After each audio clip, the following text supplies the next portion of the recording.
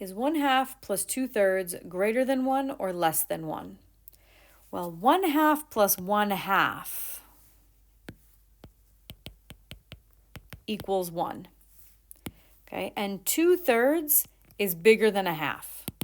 Okay, so 1/2 plus 2/3 should be bigger than 1. So how could I use this fact to explain to a child, right?